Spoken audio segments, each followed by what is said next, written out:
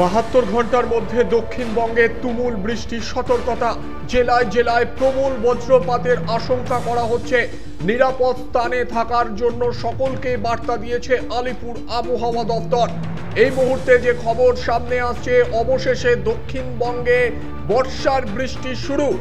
72 ঘন্টার মধ্যে তুমুল বৃষ্টির সতর্কতা। জেলায় জেলায় প্রবল বজ্রপাত হওয়ার আশঙ্কা করা হচ্ছে। উত্তরবঙ্গে কমবে বৃষ্টিপাতের পরিমাণ, আর সেই সঙ্গে দক্ষিণবঙ্গে বাড়বে বৃষ্টি। বিক্ষিপ্ত বৃষ্টি হলেও আর্দ্রতাজনিত অস্বস্তি থাকবে।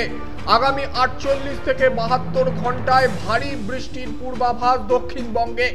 গত এক সপ্তাহে ভারী বৃষ্টির প্রভাবে উত্তরবঙ্গের নদীতে জলস্তর বিপদ সীমার কাছাকাছি পৌঁছেছে। রাজ্য জুড়ে বিক্ষিপ্তভাবে বজ্রপাতের আশঙ্কা করা হচ্ছে।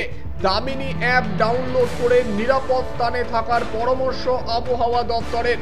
আগামী 3 দিনে 4 ডিগ্রি পর্যন্ত তাপমাত্রা কমতে পারে।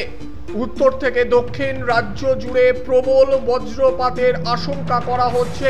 বজ্র বিদ্যুৎ সহ বৃষ্টি হতে পারে বিভিন্ন জায়গায়। বিভিন্ন জেলায় বিক্ষিপ্তভাবে বাজ পড়তে পারে বলে আশঙ্কা প্রকাশ করছেন আবহাওয়াবিদরা। সাধারণ মানুষকে সতর্ক থাকার পরামর্শ আবহাওয়া দপ্তরের। 23 জুন গোটা রাজ্যে ছেয়ে গিয়েছে দক্ষিণ পশ্চিম মৌসুমী বায়ু, অর্থাৎ বাংলার আনাচে কানাচে বর্ষা প্রবেশ করেছে। 12 জুন উত্তরবঙ্গে বর্ষা প্রবেশের পর মালদার উপরে তার অবস্থান ছিল।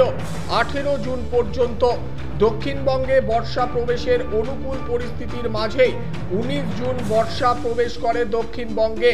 22 জুন আরও একটু এগিয়ে প্রায় সব জেলাতে পৌঁছে গিয়েছে মৌসুমী বায়ু। দক্ষিণবঙ্গে বৃষ্টি বাড়বে আগামী 3 দিন। বজ্র বিদ্যুৎ সহ হালকা থেকে মাঝারি বৃষ্টি প্রায় সব জেলাতেই। দক্ষিণবঙ্গের কয়েকটি জেলাতে ভারী বৃষ্টি হতে পারে। রবিবার এবং সোমবার বৃষ্টি বেশি হওয়ার সম্ভাবনা ঝাড়গ্রাম, বাঁকুড়া, পূর্ব ও পশ্চিম মেদিনীপুর, দক্ষিণ 24 পরগনায়। এই 3 দিনে কলকাতাতেও বিক্ষিপ্ত ভারী বৃষ্টির সম্ভাবনা রয়েছে।